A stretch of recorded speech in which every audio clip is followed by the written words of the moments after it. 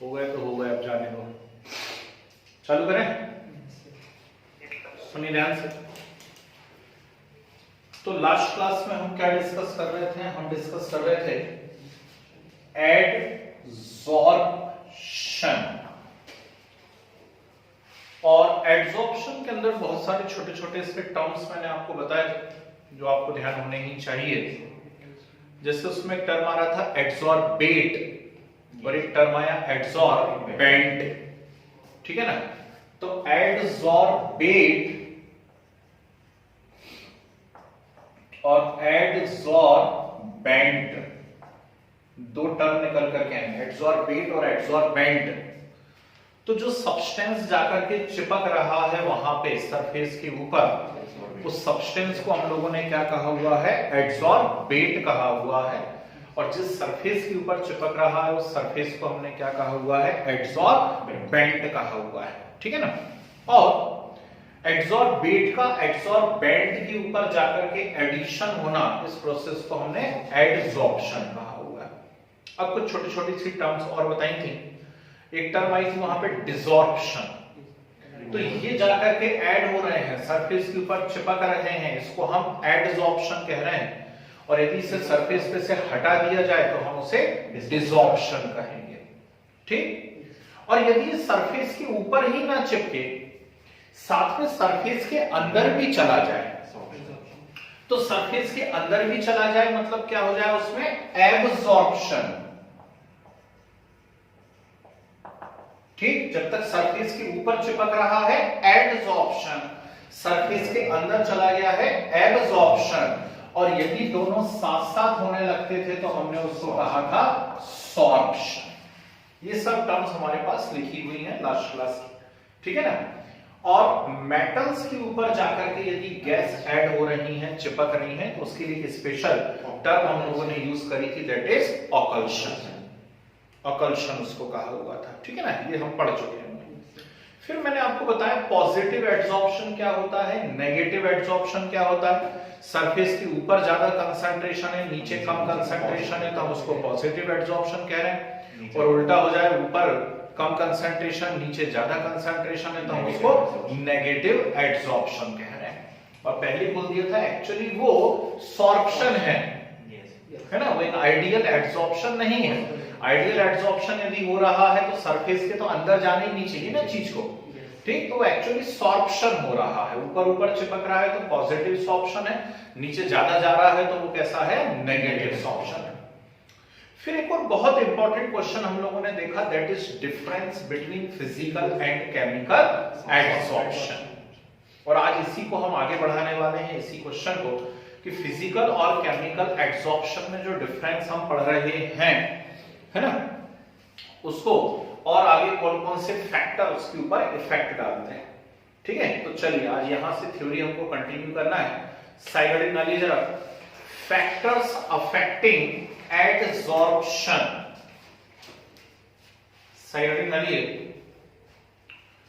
Factors affecting adsorption.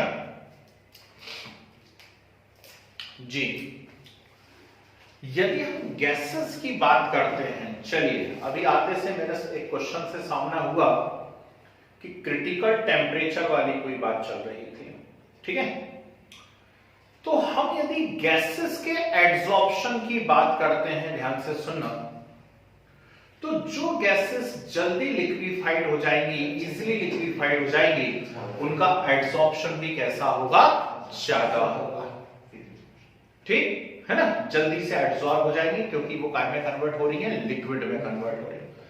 लेकिन किसी भी गैस को लिक्विड में यदि कन्वर्ट होना है तो उसके लिए टर्म हमें मालूम होना चाहिए, जिसमें बहुत इंपॉर्टेंट एक टर्म होती है, that is known as critical temperature, ठीक? क्रिटिकल टेम्परेचर से ऊपर यदि टेम्परेचर है तो आप गैस को कभी भी लिक्विड में कन्वर्ट नहीं कर सकते। क्या है क्रिटिकल टेम्परेचर? तो क्रिटिकल टेम्परेचर है the temperature required to liquefied a gas above which a gas cannot be liquefied at any pressure। जिन भी बच्चों ने 11th क्लास में इसको नहीं पढ़ा हुआ जरा वो ध्यान से सुन लीजिए। तो क्रिटिकल टेम्परेचर क्या है? क्रिटिकल टेम्परेचर एक ऐसा टेम्परेचर है जिससे ज्यादा यदि टेम्परेचर हुआ तो आप किसी भी कीमत पे गैस का लिक्विफिकेशन नहीं कर सकते। गैस के लिक्विफिकेशन के लिए दो कंडीशन अप्लाई होती हैं। पहली कंडीशन क्या होती है? गैस को ठंडा करना पड़ता है, ठीक है ना। क्या हो गया? वॉइस गड़बड़ हो रही है? एक मिनट रुको, फिर से चेक करते हैं ऐसे कैसे गड़बड़ हो रही है।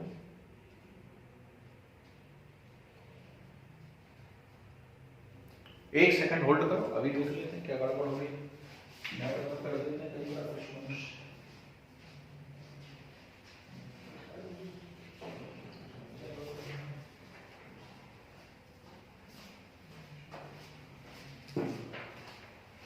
सिग्नल भी प्रॉपर आ रहा है। देखो भाई अब क्या गड़बड़ है? ठीक होगा? ठीक हो गई? वॉइस नहीं हुई?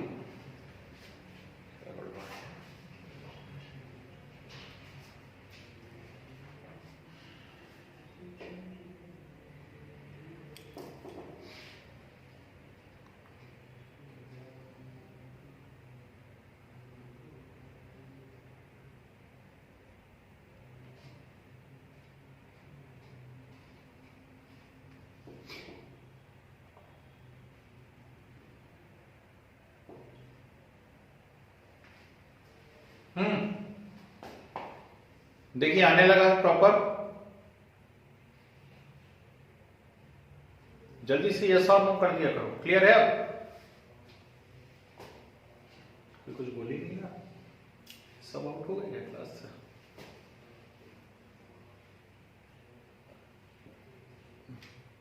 आ रही है भाई? वॉइस आ रही है? और राइट लेफ्ट हो रहा है।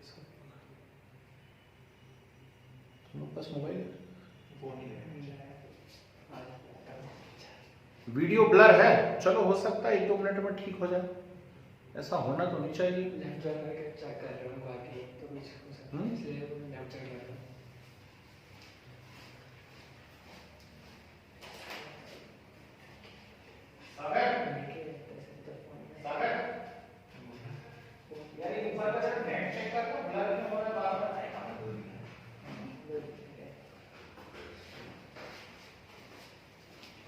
ब्लर क्या हमारा जरा देखना थोड़ा सा। ब्लर मतलब ठीक है? बच्चों के पास ब्लर आ रहा है, वो ब्लर आ रहा है, वीडियो क्लियर नहीं है। कैमरा हो सकता है, कैमरा में डैश करना। नहीं कैमरा देखना, कैमरा नहीं, कुछ कुछ सब बच्चों को हो रहा है, एक बच्चे को हो रहा है। क्यों सभी को ब्लर हो रहा है कि एक आध को हो रहा है? सर अब ठीक हो गया। अरे एक बच्चे को हो रहा होगा तो उसकी नेट में कोई दिक्कत हो रही होगी। नहीं यहाँ अब क्लियर हो गया। चलिए ठीक है, क्लियर हो गया तो अब आगे की बात कर लेते हैं। तो सुनिए क्या बोल रहा था मैं? हाँ क्रिटिकल टेम्परेचर। चलो कोई जल्दी से फार्मूला बोल के बताओ क्रिटिकल टेम्परेचर का क्या होता है जल्दी। क्रिटिकल टेम्परेचर का फार्मूला होता है Tc is equal to 8A upon 27 RB। क्या होता है फिर से सुन लीजिए। क्रिटिकल टेम्परेचर, क्रिटिकल टेम्परेचर से मतलब है temperature above which a gas can not be liquefied at any pressure. यदि इससे ज्यादा टेम्परेचर है तो आप कितना भी प्रेशर लगा लीजिए आप गैस को लिक्विफाइड नहीं कर सकते। मैं 2 मिनट और लेता हूं इस चीज पे, इसको और एक्सप्लेन करने की कोशिश करता हूं। सुनिए ध्यान से, एक एग्जांपल बनाने की कोशिश करते हैं। मान लीजिए CO2 का क्रिटिकल टेम्परेचर है, मान लेते हैं CO2 का क्रिटिकल टेम्परेचर है 24 डिग्री सेल्सियस। इसका मीनिंग क्या हुआ? इसका मीनिंग ये हुआ कि CO2 को आप 24 डिग्री सेल्सियस तक ठंडा कीजिए और 2 atm प्रेशर लगा दीजिए। कितना प्रेशर लगा दिया? 2 atm प्रेशर लगा दिया आपने। कहां तक ठंडा करके इसको? 25 डिग्री सेल्सियस तक ठंडा किया हुआ है और 24 डिग्री सेल्सियस तक ठंडा किया हुआ है और 2 atm क्या कर दिया मैंने इसके ऊपर? प्रेशर लगा दिया। तो जैसे ही 2 atm प्रेशर लगाऊंगा मैं क्या देखता हूं? ये गैस काय में कन्वर्ट हो जाएगी? लिक्विड में कन्वर्ट हो जाएगी। हो गया? अच्छा मान लीजिए, अब ध्यान से सुनना, कंडीशन नंबर 1, मैं 20 डिग्री सेल्सियस टेम्परेचर करता हूं और 20 डिग्री सेल्सियस टेम्परेचर करके 2 atm प्रेशर लगाऊं। सोच समझ करके बताइए CO2 लिक्विड में कन्वर्ट होगी या नहीं होगी? वेरी गुड, ठीक हो जाएगी कन्वर्ट, है ना, बहुत ही आसानी से लिक्विड में कन्वर्ट हो जाएगी, क्योंकि जब 24 पे हो सकती तो 20 पे तो हो ही जाएगी। अच्छा मान लीजिए उसे मैं 24 पे ही रहने दूं और अब 2 atm की जगह 4 atm प्रेशर लगा दूं, अब लिक्विड में कन्वर्ट होगी या नहीं होगी? बिल्कुल हो जाएगी, ठीक है ना, क्यों? अरे जब 2 atm से हो जाती है इस टेम्परेचर पे तो 4 atm पे तो हो ही जाएगी, कोई दिक्कत ही नहीं है, ठीक है। अब मान लीजिए मैं यहां पर गलती से 24.1 डिग्री सेल्सियस टेम्परेचर है और मैंने प्रेशर लगाना चालू करा और प्रेशर इंक्रीज करते करते मैंने 400 atm प्रेशर कर दिया। कितना प्रेशर है? 400 atm। बोलिए लिक्विड में कन्वर्ट होगी या नहीं होगी? नहीं होगी, ठीक। above which a gas cannot be liquefied at any pressure, उसे क्या कहा जाता है? क्रिटिकल टेम्परेचर कहा जाता है। इसे क्लियर? तो क्रिटिकल टेम्परेचर का फॉर्मूला क्या है? Tc is equal to 8A/27 RB। Small a और स्मॉल b आपको पहचानते बनना चाहिए। स्मॉल a और स्मॉल b होते हैं वैन डर वाल कांस्टेंट। स्मॉल a और स्मॉल b कौन है? वैन डर वाल कांस्टेंट है। अभी लिखवा दूंगा, एक मिनट वेट कर लो जरा थोड़ा सा, ठीक। a क्या बताता है? कितनों को याद आ रहा है? स्मॉल a क्या बताता था? एट्रैक्शन, ठीक। ए बता, आर तो गैस कांस्टेंट है ही ना, इसलिए उसके बारे में बात नहीं कर रहा हूं, है ना। ए क्या बताता था? ए बताता था एट्रैक्शन बिटवीन मॉलिक्यूल्स और बी क्या बताता था? बी बताता था साइज ऑफ मॉलिक्यूल। ये वैन डर वाल कांस्टेंट है, ये 11th के क्वेश्चन का है। और ऐसे ही आ जाता था आपके पास क्रिटिकल प्रेशर। क्रिटिकल प्रेशर का मैथमेटिकल फॉर्मूला क्या है? A/27B²। यहां भी ए और बी वैन डर वाल कांस्टेंट ही हैं। अब क्रिटिकल प्रेशर क्या है? मुझे क्रिटिकल टेम्परेचर पर ही गैस को लिक्विड में कन्वर्ट करना है। मैं उससे कम पे तो कर ही सकता हूं, पर मेरी जिद क्या है? मेरी जिद ये है कि नहीं, मुझे क्रिटिकल टेम्परेचर पर ही उसे काय में कन्वर्ट करना है? लिक्विड में कन्वर्ट करना है। तो क्रिटिकल टेम्परेचर पर ही जब मैं लिक्विड में कन्वर्ट करना चाहता हूं तो जिस मिनिमम प्रेशर की रिक्वायरमेंट रहती है, नहीं ऐसा नहीं बोलेंगे, जो मैं बोल रहा हूं वो सुनो। The pressure required to liquefied a gas at critical temperature, ठीक, उसे क्या कहा जाता है? क्रिटिकल प्रेशर कहा जाता है। इसे क्लियर? तो असली जो चीज मायने रखती है वो होती है क्रिटिकल टेम्परेचर। गैस के लिक्विफिकेशन के लिए सबसे इंपॉर्टेंट चीज जो होती है वो क्या होती है? उसका क्रिटिकल टेम्परेचर होता है। समझ गए बात को? ठीक। अब मेरे पास दो टाइप की गैसेस है। एक गैस है CO2, उसका क्रिटिकल टेम्परेचर है मान लीजिए 24 डिग्री सेल्सियस, और दूसरी गैस है मेरे पास, ठीक है मैं लिखवा दूंगा अभी, सुन लो। दूसरी गैस है मेरे पास नाइट्रोजन और उसका क्रिटिकल टेम्परेचर है 10 डिग्री सेल्सियस। सोच के देखिएगा, मेरे पास दो गैस है, ऐसी एग्जांपल दे रहा हूं, ये कोई एक्चुअल मेजरमेंट नहीं है, मैं सिर्फ ऐसे ही बना रहा हूं मन से एग्जांपल। तो CO2 का क्रिटिकल टेम्परेचर है 24 और नाइट्रोजन का क्रिटिकल टेम्परेचर है 10। बोलिए किसका एड्सॉर्प्शन इजी होगा? CO2 का। बिल्कुल सही आंसर है, ठीक। क्यों होगा CO2? जितना हाई क्रिटिकल टेम्परेचर होगा उसका लिक्विफिकेशन उतना ही आसान होगा और उसका एड्सॉर्प्शन उतना ही ज्यादा होगा। आगे वो पॉइंट समझ में जो आपकी बुक में दिया हुआ था, पढ़िए, ठीक है। तो ऐसा थोड़ा आप लोग भी पढ़ाई किया करो भाई, ये डाउट आया था क्लास में घुसते से तो उसको भी एक्सप्लेन कर दिया मैंने। तो हम क्या पढ़ रहे हैं? हम पढ़ रहे हैं फैक्टर्स अफेक्टिंग एड्सॉर्प्शन, और फैक्टर्स अफेक्टिंग एड्सॉर्प्शन में पहला पॉइंट हमें मिला है नेचर ऑफ गैस। तो नेचर ऑफ गैस में हमने कहा जो गैस जितना इजीली लिक्विफाइड होगी उसका एड्सॉर्प्शन भी उतना ही इजी होगा। Is it clear? ठीक है, चलिए सेकंड पॉइंट यहां पर आता है नेचर ऑफ एड्सॉर्बेंट। मुझे जहां तक उम्मीद है केमिकल काइनेटिक्स यूनिट सभी लोगों ने पढ़ी हुई, और यदि केमिकल काइनेटिक्स यूनिट पढ़ी हुई है हम लोगों ने तो वहां एक पॉइंट आया करता था। क्या पॉइंट था? वो पॉइंट था factors affecting rate of reaction. Very good, बिल्कुल सही आंसर आ रहा है। तो factors affecting rate of reaction में 4th नंबर पे या 5th नंबर पे एक पॉइंट आता था सरफेस एरिया, और हम कहते थे मोर the surface area more will be rate of reaction. तो एग्जैक्टली ये यहीं पे होने वाला है कि जितना ज्यादा सरफेस एरिया होगा उतना ज्यादा क्या होगा, एडसॉर्प्शन होगा। ठीक है, तो जो सॉलिड कैटलिस्ट आप लेते थे या सॉलिड रिएक्टेंट को आप लेते थे, उन्हें या तो आप पाउडर्ड फॉर्म में लेते थे या पोरस फॉर्म में लेते थे। तो पाउडर या पोरस फॉर्म में लेने के पीछे रीजन क्या था? उसके पीछे रीजन था सरफेस एरिया।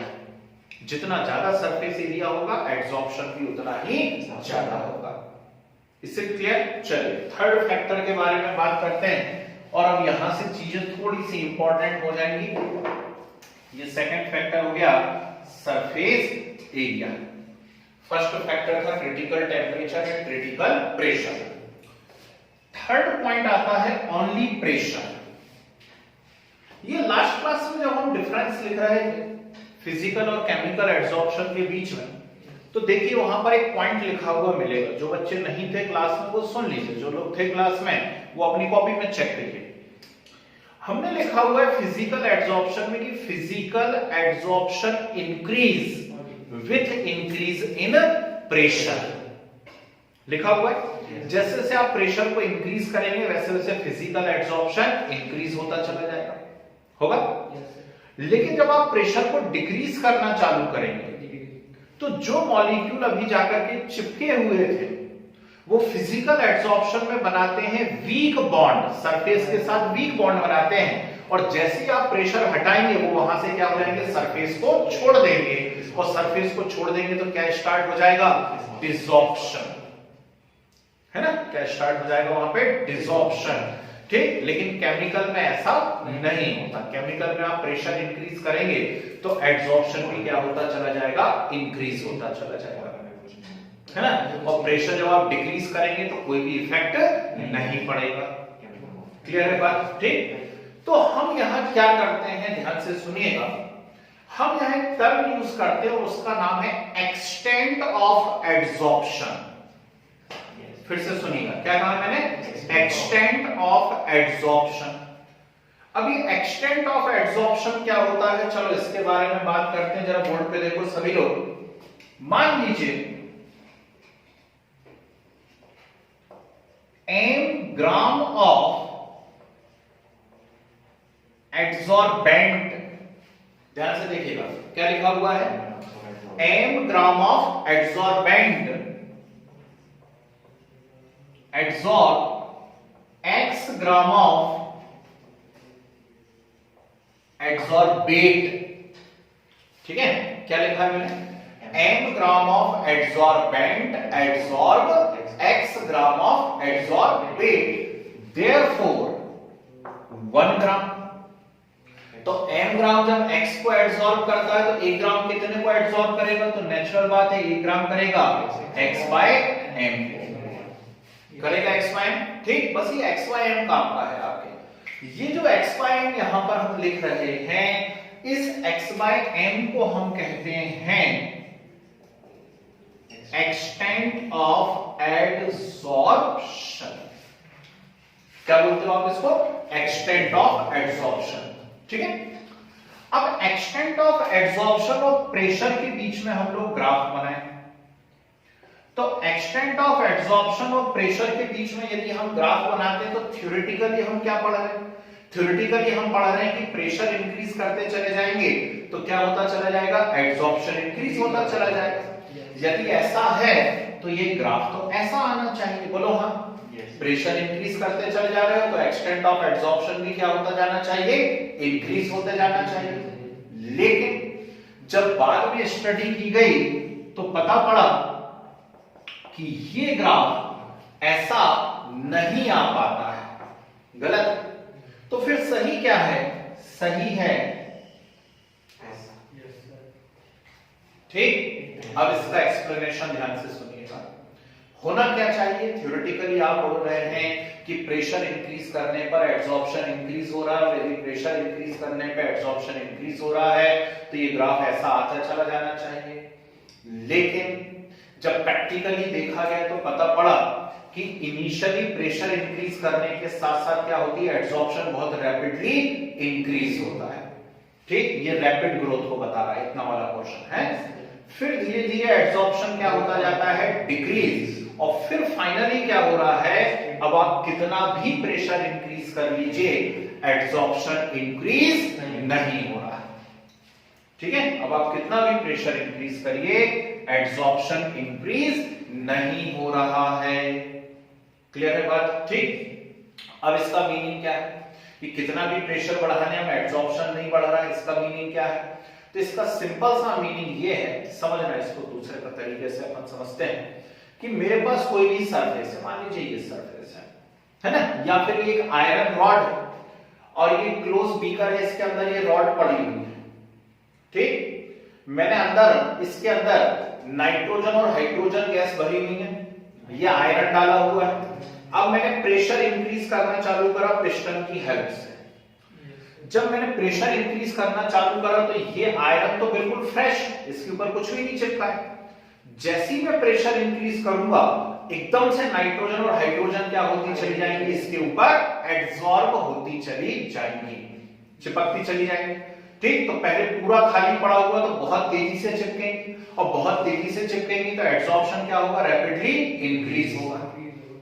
धीरे धीरे क्या होगा, आप साइंस के स्टूडेंट हैं, इतना समझ सकते हैं, धीरे धीरे ये होगा कि इसकी सरफेस अब सेटिस्फाई हो चुकी होगी, सैचुरेट हो चुकी होगी, नई कोई सरफेस अवेलेबल है क्या, नहीं है। ठीक, तो जब आप प्रेशर बढ़ाओगे तो थोड़ा बहुत यहां वहां स्पेस क्रिएट करके वो अंदर घुसने की कोशिश करेंगे मॉलिक्यूल, है ना, जगह तो नहीं बची है। ठीक, ऐसे ही किसी ट्रेन में अपन जा रहे हैं या बस में जा रहे हैं, एकदम पूरा भरा हुआ है, फिर भी थोड़ा लटक जाते हैं दरवाजे में और धीरे धीरे अंदर घुसने की कोशिश करते हैं। ठीक, मतलब क्या हुआ, इनिशियली तो सब चढ़ गए फटाफट, जब पूरा भर गया तो फिर धीरे धीरे क्या हो गई, रेट कम हो गई। फाइनली एक कंडीशन ऐसी आएगी जब इसकी पूरी सरफेस क्या हो चुकी होगी, सेटिस्फाई हो चुकी होगी। अब और नए रिएक्टेंट के लिए जगह बची क्या, उसके पास नहीं बची। तो अब और नए रिएक्टेंट के लिए जगह नहीं बची हुई है, अब आप कितना भी प्रेशर इंक्रीज करते चले जाइए, एड्सॉर्प्शन इंक्रीज नहीं होगा। कुछ गुस्सा दिमाग के अंदर? तो ये जो ग्राफ बना हुआ है, इसमें ये जो पॉइंट आ रहा है, जिसके बाद आप कितना भी प्रेशर इंक्रीज कर लीजिए, एड्सॉर्प्शन इंक्रीज नहीं हो रहा, इस पॉइंट को कहा जाता है सैचुरेशन प्रेशर। क्या कहते हैं इसको, सैचुरेशन प्रेशर। ये क्वेश्चन बन गया, भले ही 1 मार्क्स का है लेकिन क्वेश्चन तो है। ठीक, तो देखिए कितना प्यारा क्वेश्चन हुआ कि एक्सटेंट ऑफ एड्सॉर्प्शन और प्रेशर के बीच में जब आप ग्राफ बनाते हैं तो ऐसा ग्राफ नहीं बनता है। कैसा ग्राफ बनता है, ये ग्राफ बनता है। क्लियर? ये जो ग्राफ है दोनों, ये कांस्टेंट टेम्परेचर पर बनाए गए हैं। क्या कहा मैंने, ये जो ग्राफ है ये कांस्टेंट टेम्परेचर पे बनाए गए हैं, और कांस्टेंट टेम्परेचर पे जो ग्राफ बनते हैं वो क्या कहलाते हैं, जल्दी बोलो, आइसोथर्म। क्या कहलाते हैं, आइसोथर्म कहलाते हैं। ठीक, तो आपको यदि सिर्फ इतना आया कि एड्सॉर्प्शन आइसोथर्म दीजिए, क्या है क्वेश्चन, एड्सॉर्प्शन आइसोथर्म दीजिए, तो आप उठा करके ये वाला ग्राफ बना देंगे। ठीक, graph plotted between adsorption and pressure at constant temperature are known as isotherm. इसे क्लियर, 3 फैक्टर समझ में आ गए। लास्ट फैक्टर तो वेल नोन फैक्टर है ना, दैट इज टेम्परेचर। तो टेम्परेचर के अंदर हम पहले भी बात कर चुके हैं, यहां बना देता हूं 4th फैक्टर की जगह नहीं बची बाकी जगह। तो यदि आप फिजिकल एड्सॉर्प्शन की बात कर रहे हैं तो हमको मालूम है कि टेम्परेचर इंक्रीज होने के साथ साथ वो कंटिन्यूअसली क्या होता जाता है, डिक्रीज। लेकिन जब आप केमिकल एड्सॉर्प्शन की बात करते हैं तो वो एक पर्टिकुलर वैल्यू तक इंक्रीज होगा और फिर क्या होता चला जाएगा, डिक्रीज। इसको मैं पिछली क्लास में एक्सप्लेन कर चुका हूं, क्योंकि केमिकल एड्सॉर्प्शन के लिए एक मिनिमम हीट की रिक्वायरमेंट है। ठीक, एक्टिवेशन एनर्जी की रिक्वायरमेंट है, इसलिए वो पहले तो क्या होगा, टेम्परेचर के साथ इंक्रीज होगा, मैक्सिमम पे पहुंचेगा, और फिर उससे ज्यादा टेम्परेचर यदि आपने किया तो वो वापस से डिक्रीज होना चालू हो जाएगा। अगली बार समझ में, तो चारों बड़े इंपॉर्टेंट फैक्टर हैं, कोई भी एक आपसे पूछा जाएगा, ठीक है ना। चलिए तो डालिए हेडिंग जरा, फैक्टर्स अफेक्टिंग एडसॉर्प्शन। इसमें फर्स्ट हेडिंग डालिए नेचर ऑफ गैस,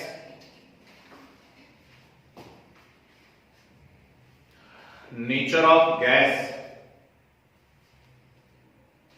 लिखो, easily liquefiable gases, easily liquefiable gases, small bracket में लिखे having high critical temperature, having high critical temperature,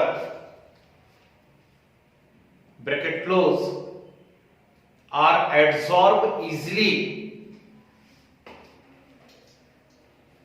are adsorbed easily compared to the gases, compared to the gases having low critical temperature, low critical temperature। Example लिख लो, SO2,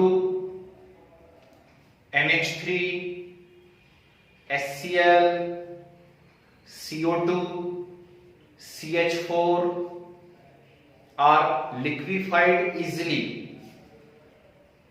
SO2, NH3, HCl, CO2, CH4 are liquefied easily, but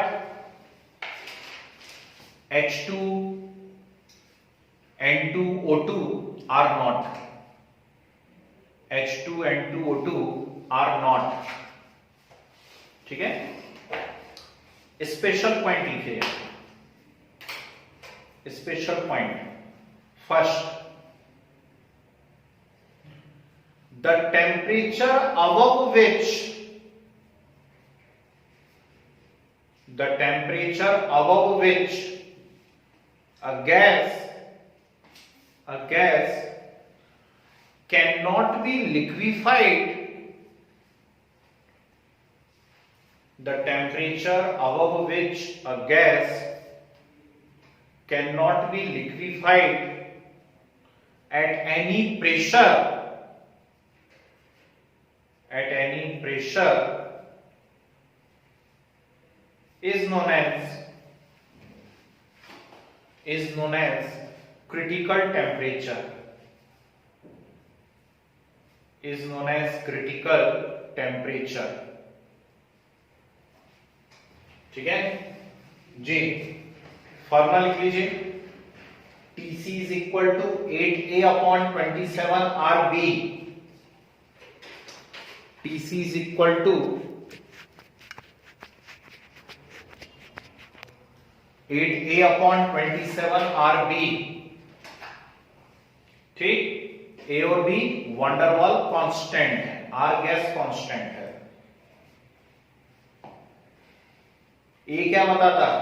A बताता है attraction between molecules, और B क्या बताता है? Size of molecule. मतलब जितना ज्यादा अट्रैक्शन होगा गैस के लिक्विफिकेशन के चांसेस उतने ज्यादा होंगे। क्लियर है बात? एक और स्पेशल पॉइंट लिखिए, क्रिटिकल प्रेशर, क्रिटिकल प्रेशर लिखे, the pressure required, the pressure required to liquefy a gas, the pressure required to liquefy a gas at critical temperature, critical temperature पर ही यदि उसको लिक्विड में कन्वर्ट करना है, उसके नीचे तो हो ही जाएगी, at critical temperature is known as critical pressure,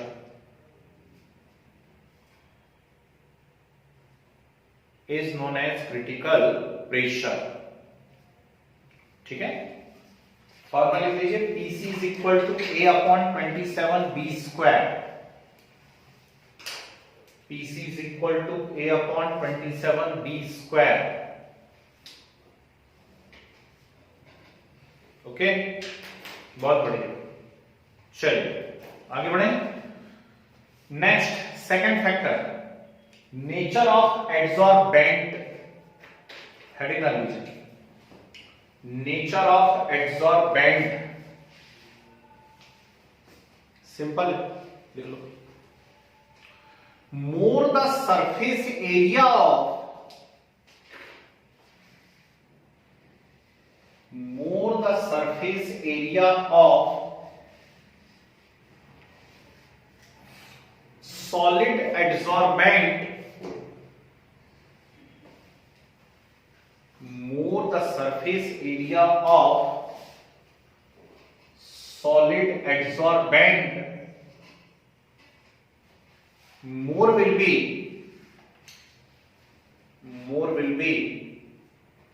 adsorption, more will be adsorption। Arrow बना के लिखे, this is the reason Y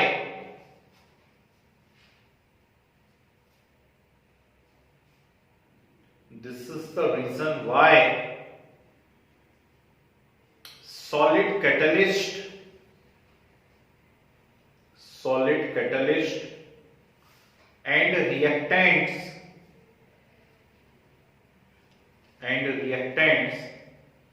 are used in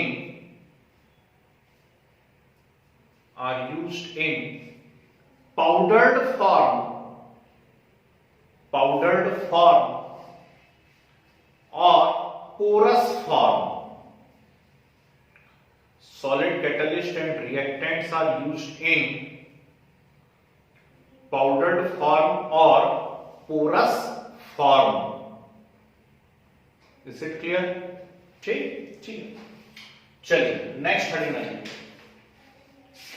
pressure.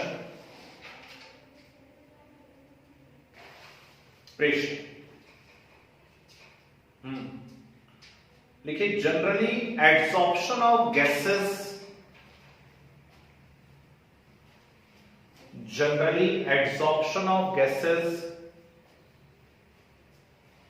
over solid increase with pressure,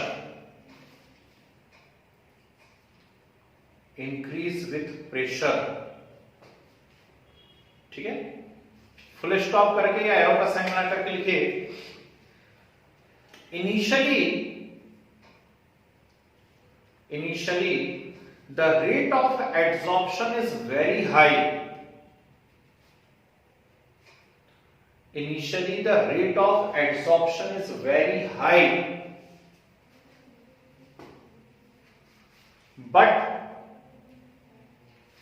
but as more and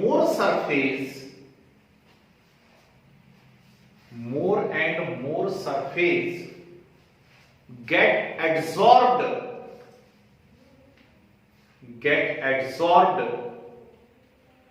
rate of adsorption decrease।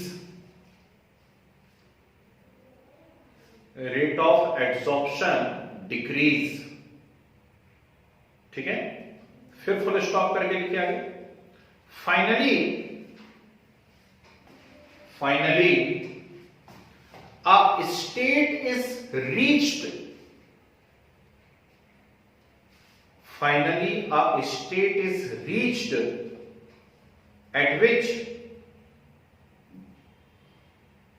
at which whole of the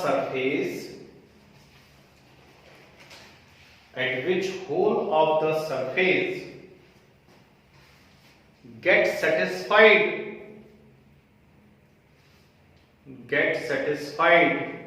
with adsorbate adsorbate, and now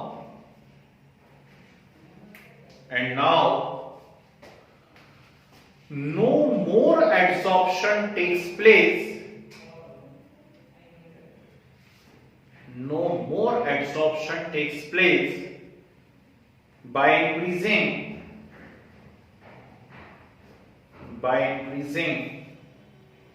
more pressure.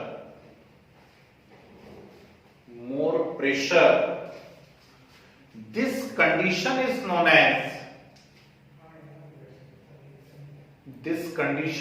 as यदि red colour available है आपके पास तो उससे लिखिएगा saturation pressure. ये question बन गया आपके लिए 1 मार्क्स का। What is saturation pressure?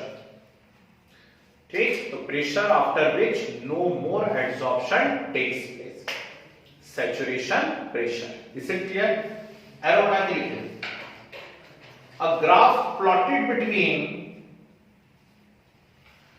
A graph plotted between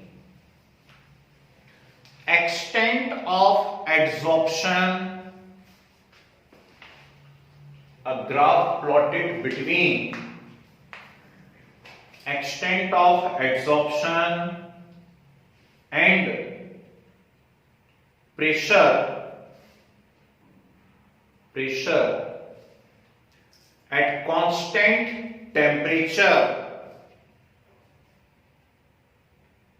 constant temperature is known as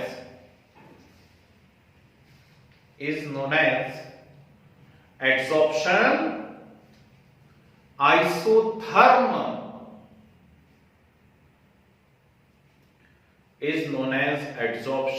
isotherm. Is it clear? ठीक, चलिए जरा इसे नोट करिए बढ़िया तरीके से। पूरा पढ़ने में आ रहा है क्या लिखा हुआ है? x gram of adsorbent adsorb x gram of adsorbate then 1 gram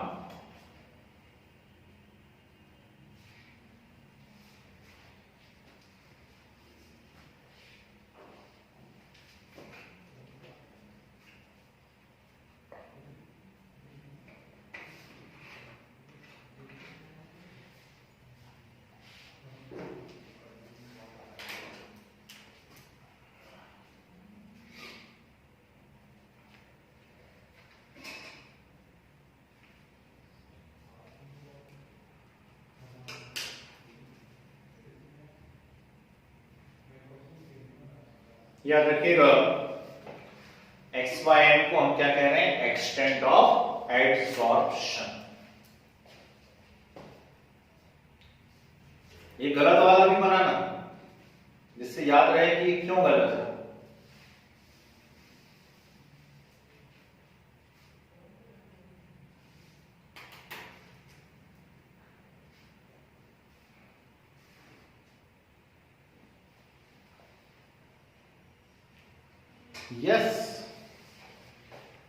yes पूरी दुनिया खुल गई है कोचिंग की, क्या बात है भाई। अब सभी जगह ऑफलाइन चालू कर रहा हूं धीरे धीरे, है ना। यहां हो गया है, अगली जगह भी करते हैं फिर 2-4 दिन में जी। चलो डालो हेडिंग डालो।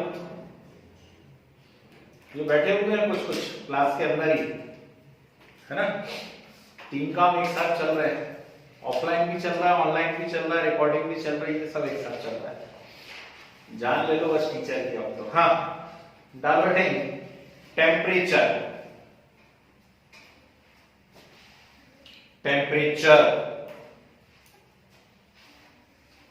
लिखिए। Adsorption is exothermic process.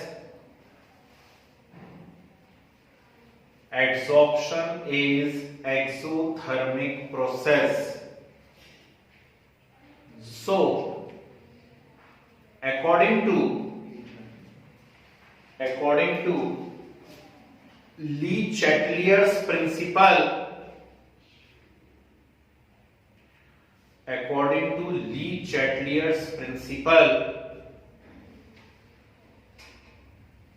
adsorption decrease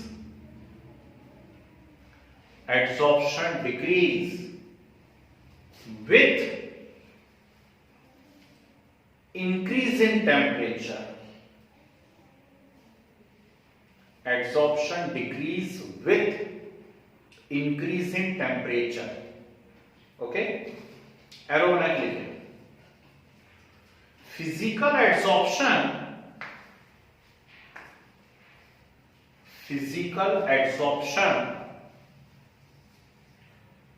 is due to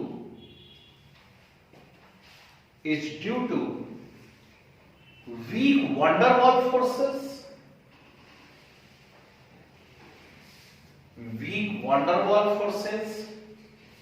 and required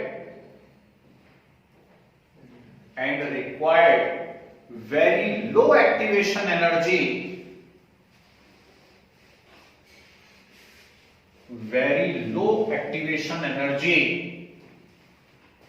That's why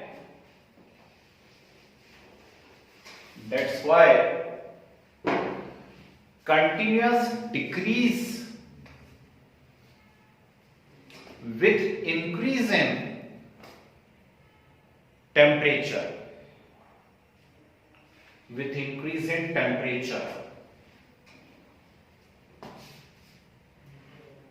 Arrow बना के लिखिए. But chemical adsorption required large activation energy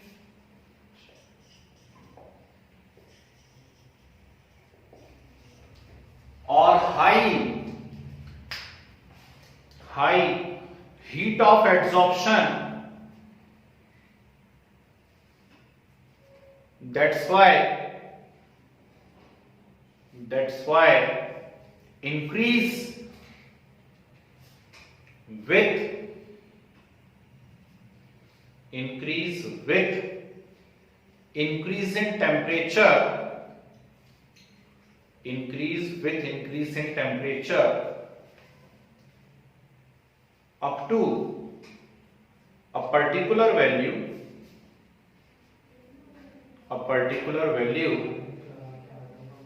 and then decrease.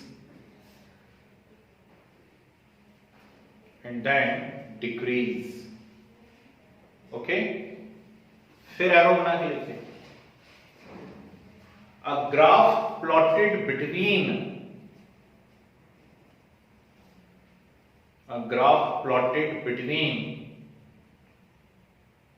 extent of adsorption and temperature.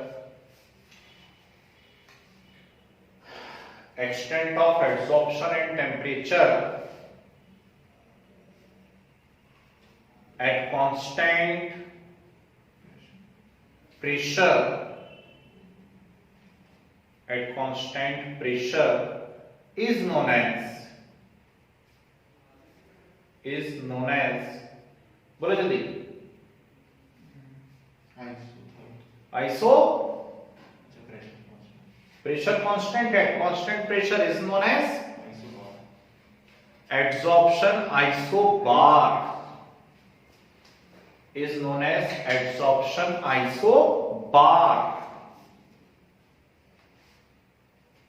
Okay, ये term को जरा underline कर लेना, adsorption isobar. ठीक, काम की बात है ना जी. दोनों ग्राफ बना लीजिए. ये लेफ्ट साइड वाला फिजिकल एड्सॉर्प्शन को बता रहा है, राइट साइड वाला केमिकल एड्सॉर्प्शन को बता रहा है.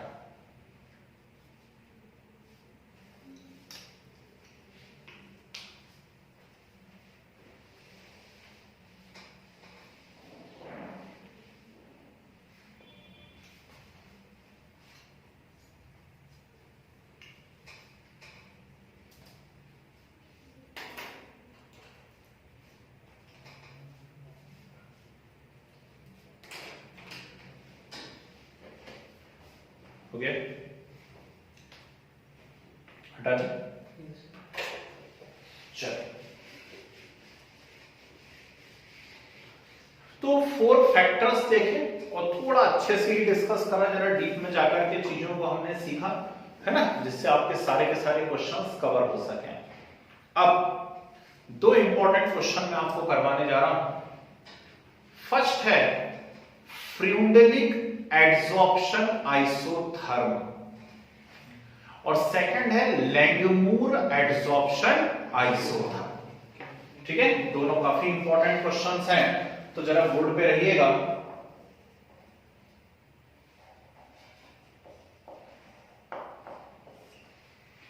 FREUNDLICH फ्रीउंडलिक एडसॉर्प्शन आइसोथर्म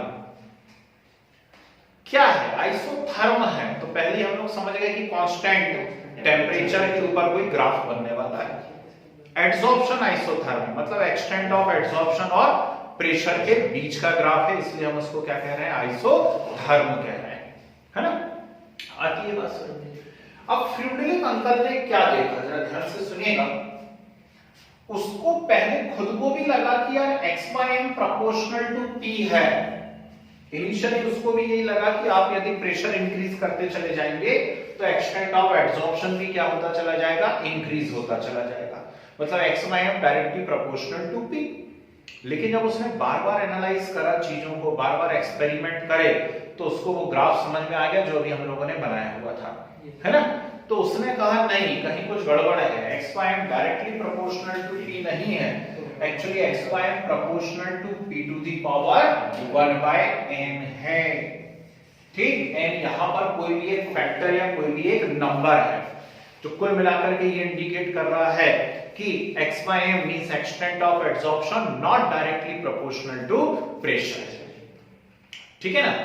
तो क्या करा उसने? इसके लिए सबसे पहले एक ग्राफ बनाने की कोशिश की। ध्यान से देखिएगा, हालांकि आप लोग जानते हैं उस ग्राफ को आपने अभी भी बनाया हुआ है, लेकिन इसको दोबारा से मैं एक्सप्लेन कर रहा हूं। यहां पर आया x/m और यहां पर क्या आ गया? प्रेशर आ गया। ठीक, बनना चाहिए था ऐसा, स्ट्रेट लाइन बननी चाहिए थी, लेकिन उसने जब एक्सपेरिमेंट करे तो उसको ये ग्राफ ऐसा मिला ये ग्राफ ऐसा।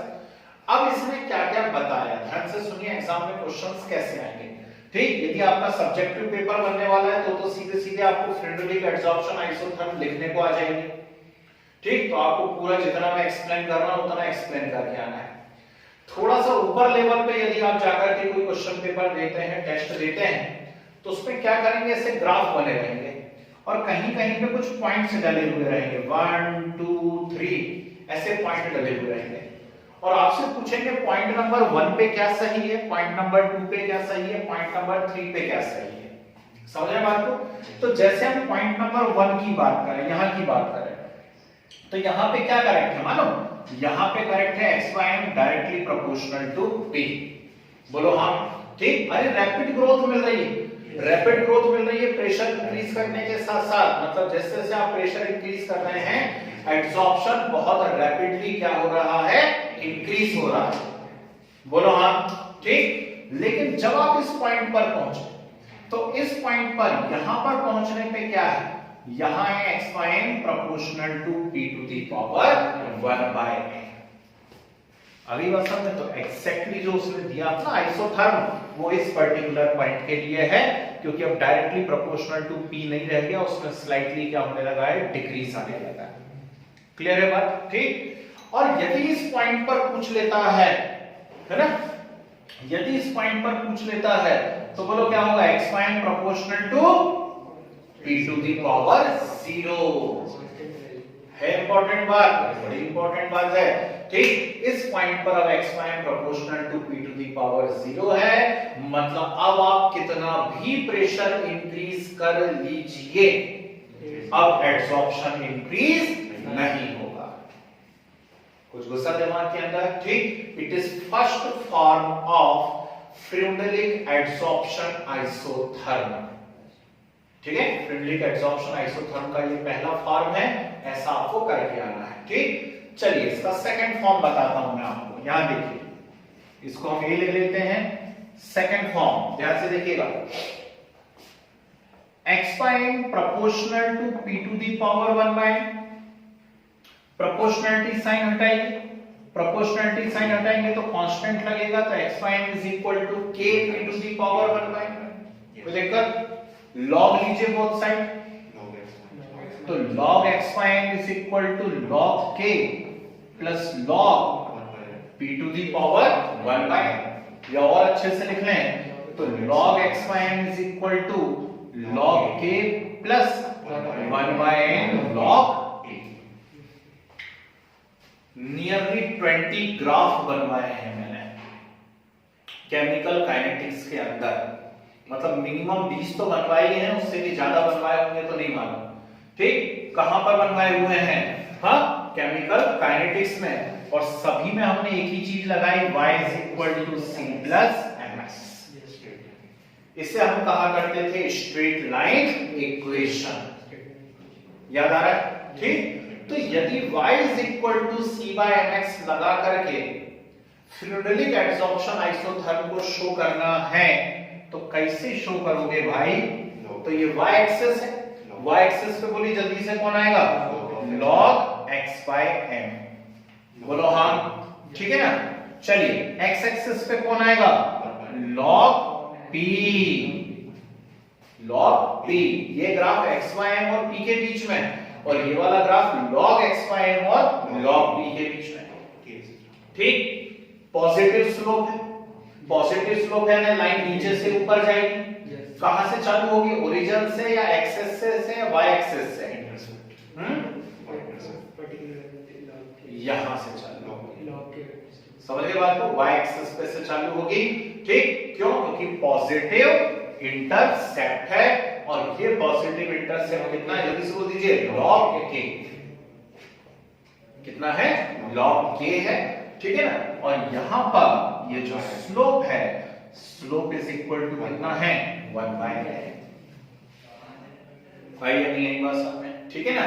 तो स्लोप यहां पर है 1 by n, x y m, log x y m, और log p के बीच में क्या बना हुआ है? ग्राफ बना हुआ है। मोस्ट इंपॉर्टेंट क्वेश्चन, अभी तक आपने जितना भी एडसॉर्प्शन पढ़ा हुआ है पिछली क्लास में और आज की क्लास में, उन सभी को यदि हम कंप्रेस कर लें और मोस्ट इंपॉर्टेंट क्वेश्चन ढूंढने की कोशिश करें तो ये सबसे इंपॉर्टेंट क्वेश्चन है भाई, ध्यान रखना। समझ गए? log x y m और log p के बीच में ग्राफ है। क्लियर है बात? ठीक है ना? चलिए आगे बात करते हैं। ये गैसेस के एडसॉर्प्शन को शो कर रहा है। किसके एडसॉर्प्शन को शो कर रहा है? गैसेस के एडसॉर्प्शन को शो कर रहा है। किसके ऊपर? सॉलिड के ऊपर। पर यदि मान लीजिए किसी लिक्विड को एडसॉर्ब कराना है तो क्या लिक्विड के ऊपर प्रेशर इफेक्ट डालते हैं? नहीं। क्यों नहीं डालते? उसका रीजन भी बता दीजिए।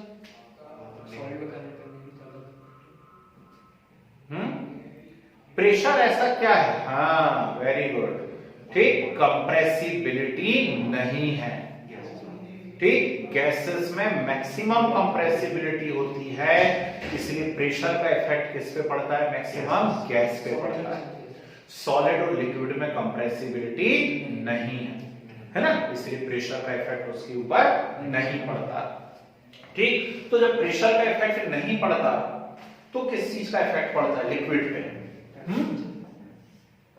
x by m proportional to c to the power 1 by n। ठीक, कंसंट्रेशन। ठीक, गाढ़ा गाढ़ा लिक्विड डालोगे या पतला पतला लिक्विड डालोगे, है ना? तो गाढ़ा गाढ़ा लिक्विड डालोगे तो ज्यादा एडसॉर्प्शन होगा, पतला पतला लिक्विड डालोगे तो कम एडसॉर्प्शन होगा, जो हम पिछली क्लास में भी पढ़ रहे थे, पॉजिटिव और नेगेटिव के नाम से। आगे बात समझ में? ठीक, तो x by m is equal to k c to the power 1 by n। Graph बनाने की जरूरत तो नहीं है इसकी। यहाँ ये ग्राफ बनाऊंगा तो यहाँ log x by m आएगा और यहाँ पे क्या जाएगा? log c। ठीक, कर ही देता हूँ, नहीं तो बाद में बोल देते तो कहाँ करवाया। तो ये log x by m और यहाँ क्या जाएगा? log c। एग्जैक्टली सब कुछ वैसा का वैसा है।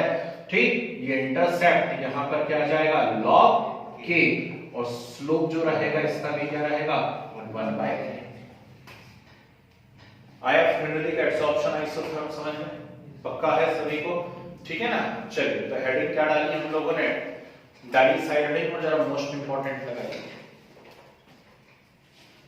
फ्रूंडलिक adsorption isotherm, Freundlich adsorption isotherm. Okay, चलिए नोट करिए जरा बढ़िया तरीके से पूरा एज इट इज।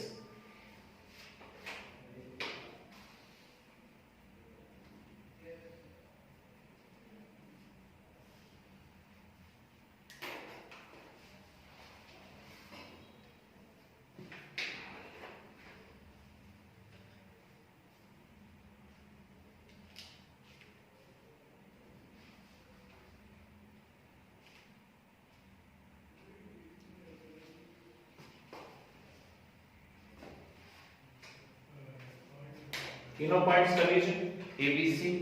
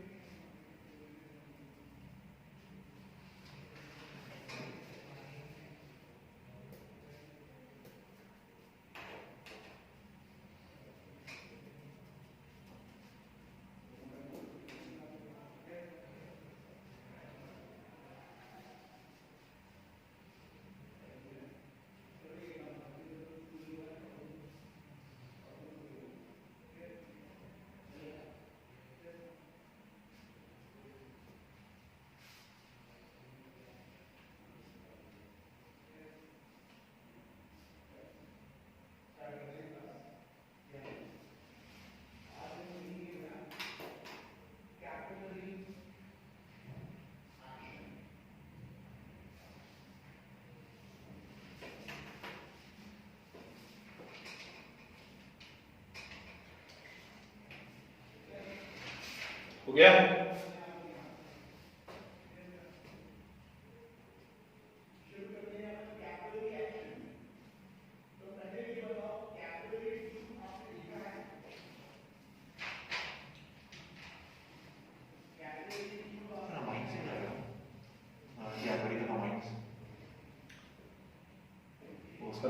स्कूल वाले ने डाल दिया तो पीरियोडिक में डाला कैसे होगा? सरफेस होगा, उसके बाद अपना जो है डी ब्लॉक मेटलर्जी कोऑर्डिनेशन फरवरी ले जाएगा। कोई बात नहीं, वीडियो से देख के सिंपल चैप्टर और मैं थोड़ी भी आती तो एमआईएस कर देते। चलो भाई, हुआ नहीं हुआ, क्या कर रहे हो? हो गया सभी का? चलिए बढ़िया। तो बहुत ही प्यारा, बहुत अच्छा क्वेश्चन है, कृपया करके अच्छे से मेहनत कर लेना। कभी इसके ऊपर न्यूमेरिकल्स भी आया करते थे, कोई कोई बुक आप देखोगे ना तो इसके ऊपर कुछ न्यूमेरिकल्स भी मिल जाएंगे आपको, है ना। लेकिन अभी मुझे फिलहाल जरूरत महसूस नहीं हो रही इसके न्यूमेरिकल करवाने की। यदि कभी लगेगा तो इसके कुछ न्यूमेरिकल्स भी बता दूंगा, सिंपल होते हैं, ठीक, बस ये लगा के आना चाहिए। आयरनियस के न्यूमेरिकल जब हमने कर लिए इतने कॉम्प्लिकेटेड, तो इसके तो कर ही लोगे, कोई दिक्कत नहीं है, सिंपल रहेगा जी।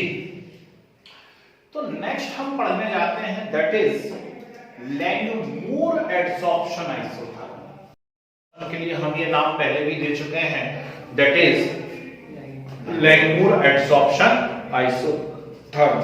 ठीक, एक काम करते हैं, इसको उल्टा पढ़ते हैं। इसके बारे में पहले मैं लिखवाता हूं कुछ और फिर इसको एक्सप्लेन करते हैं, ठीक है ना। डालिए लैंगमूर adsorption isotherm.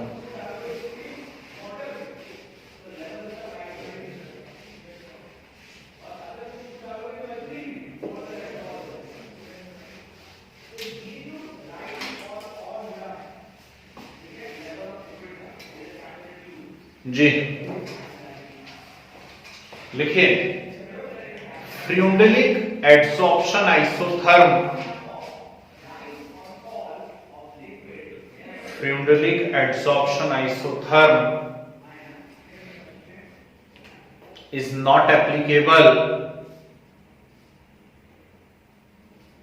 is not applicable at high pressure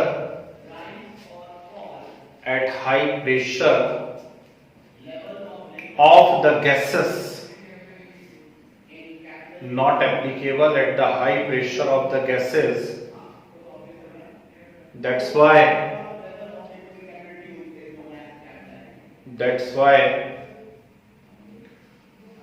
on the basis of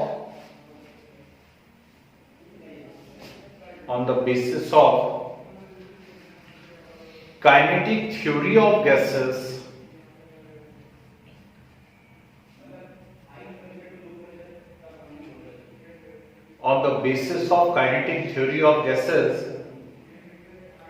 Langmuir introduced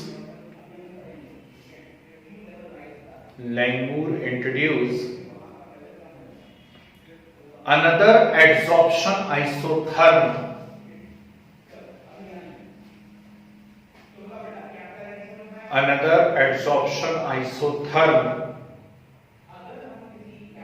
according to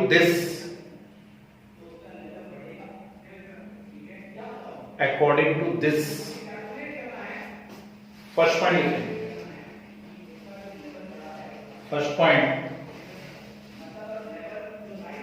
adsorption takes place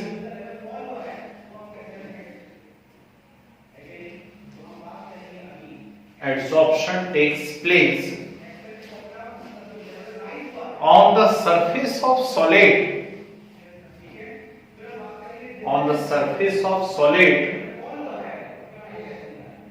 only till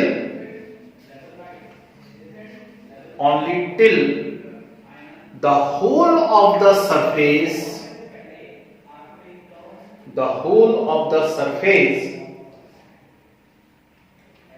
is completely covered with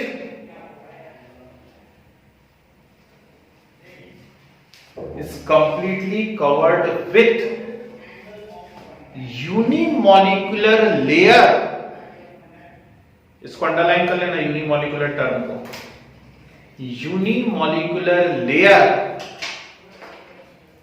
of adsorbate, unimolecular layer of adsorbate, ठीक है। Next, adsorption consists of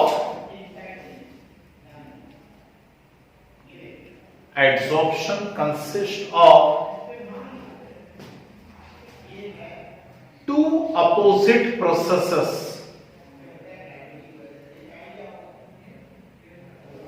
Adsorption consists of two opposite processes. A point डाल के लिखिए, condensation of gaseous molecule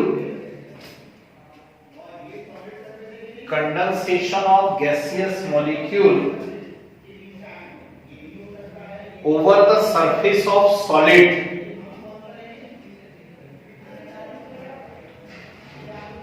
over the surface of solid,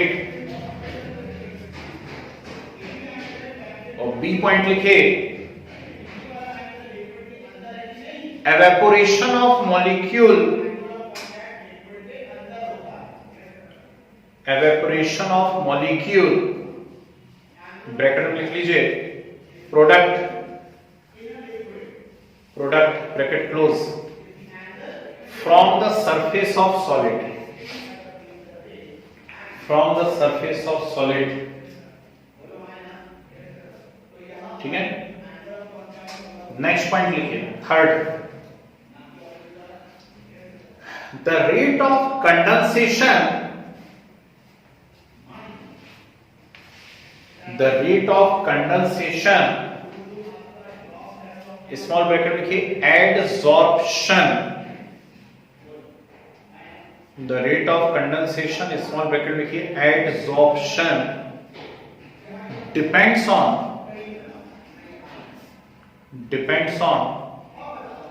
uncovered surface, uncovered surface, that's why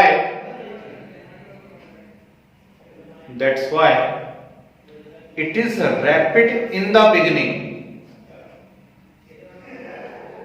that's why it is rapid in the beginning, but as more and more surface, as more and more surface get covered,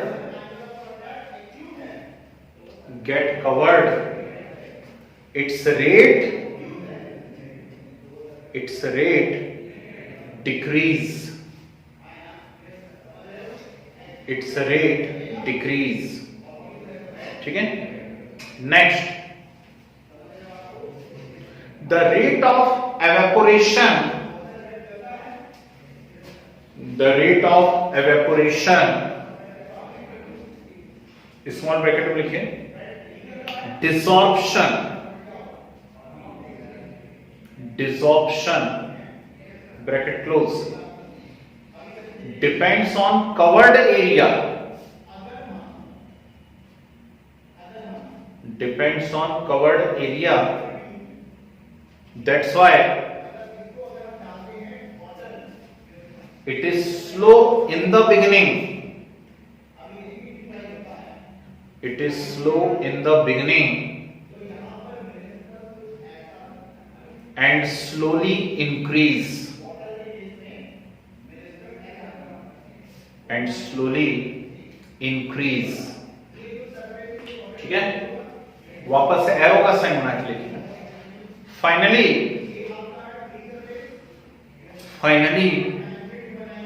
a state is reached, a state is reached at which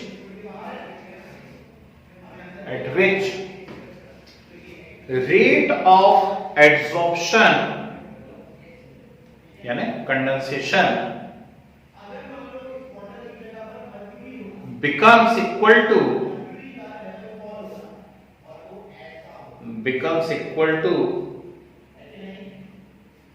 rate of desorption,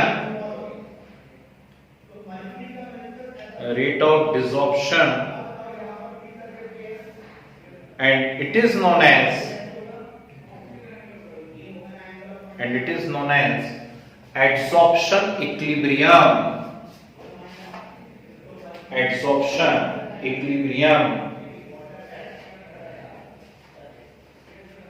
ठीक है।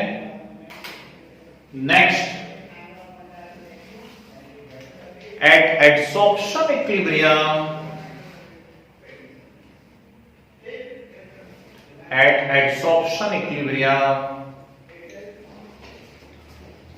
the Langmuir adsorption isotherm is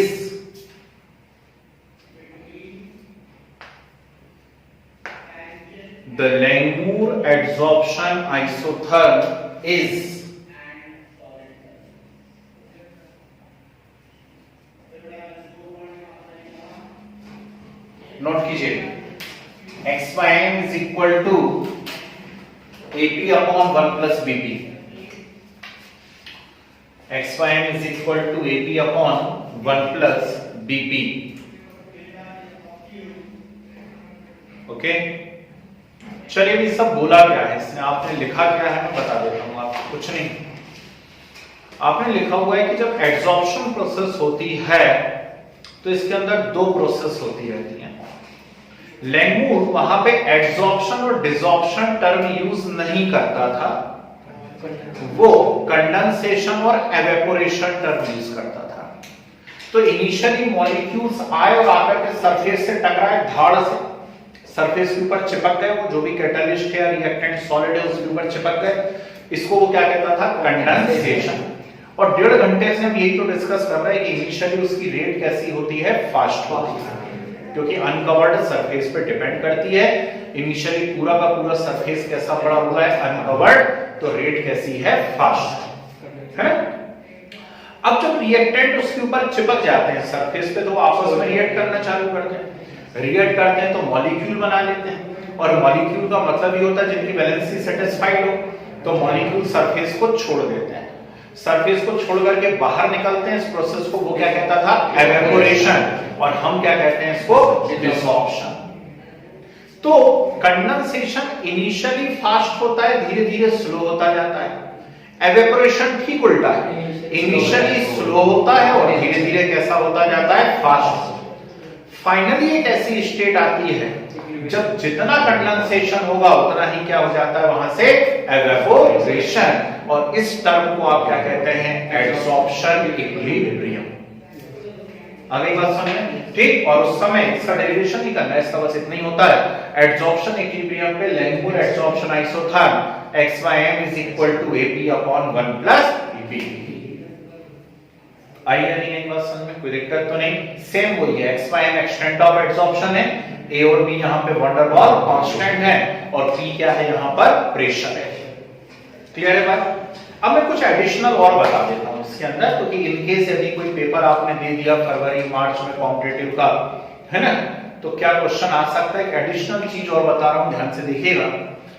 जैसे fluidic का आपने graph बनाया ना, 2 2 3 3, ऐसे ही एक graph लैंगमुर का भी पूछा जाता है। क्या पूछा जाता है लैंगमुर का ग्राफ, तो आप क्या करिए, ये लिखी हुई है Langmuir adsorption isotherm, both side pressure से डिवाइड कीजिए। किससे डिवाइड करें, प्रेशर से। तो यदि प्रेशर से डिवाइड करेंगे तो X by M upon P is equal to AP upon 1 plus BP into P. सही है, पी से पी ये कैंसिल होगा, तो ये बनेगा X by M upon P is equal to A upon 1 plus BP. बोलो हाँ, क्लियर है बात, ठीक। इसको उल्टा करके लिख लीजिए, उल्टा करके लिखोगे तो P upon x by n is equal to 1 plus BP upon A। बोलो हाँ, या फिर P upon x by n is equal to 1 upon A plus BP, ठीक, BP अपॉन A या B अपॉन A P।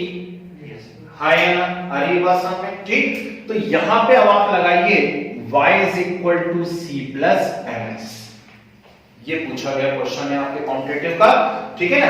यहां पे लगाइए y is equal to c plus mx, तो y एक्सिस पे क्या आ रहा है, p upon x by. Is it clear, ठीक। या pm अपॉन x भी लिख सकते हो, पर इसको ऐसा लिख के पूछा गया था, है ना। x एक्सिस पे कौन आ रहा है, p। जब ग्राफ आप बनाएंगे तो कैसा आएगा, ऐसा आएगा, पॉजिटिव स्लोप है, ठीक। और ये जो इंटरसेप्ट है ये कितना है, 1 बाय a, और इसका जो स्लोप है, ठीक, स्लोप इक्वल टू क्या है, b बाय a। ये पूछा गया क्वेश्चन है भाई, एक इंपॉर्टेंट पॉइंट है, याद रखना है। 12th आपका यहीं पे खत्म हो गया, 12th आपका यहीं पे खत्म हो गया, ठीक। इसमें सबसे इंपॉर्टेंट स्टेटमेंट था यूनिमॉलिक्यूलर एडसॉर्प्शन, ठीक है। तो वो क्या टर्म यूज करता था, यूनिमॉलिक्यूलर एडसॉर्प्शन। और यही रीजन है कि जब मैं आपको केमिकल और फिजिकल में डिफरेंस लिखवा रहा था, तो फिजिकल को हमने मल्टी लेयर्ड कहा हुआ है और केमिकल को हमने क्या कहा हुआ है, यूनिलेयर्ड कहा हुआ है। वो इसी के पॉइंट से आया हुआ है। अगली बात समझ में, ठीक। तो आप इसे और नोट कर लीजिए। ये आपका एक क्वेश्चन खत्म हुआ पार्ट 1, दैट इज एडसॉर्प्शन। ठीक है भाई, तो सरफेस केमिस्ट्री का पार्ट 1 फिनिश है, एडसॉर्प्शन। ठीक, पार्ट 2 में हम लोग डिस्कस करने वाले हैं कैटलिस्ट। ठीक, एक क्लास लगेगी कैटलिस्ट की, नोट कर लें।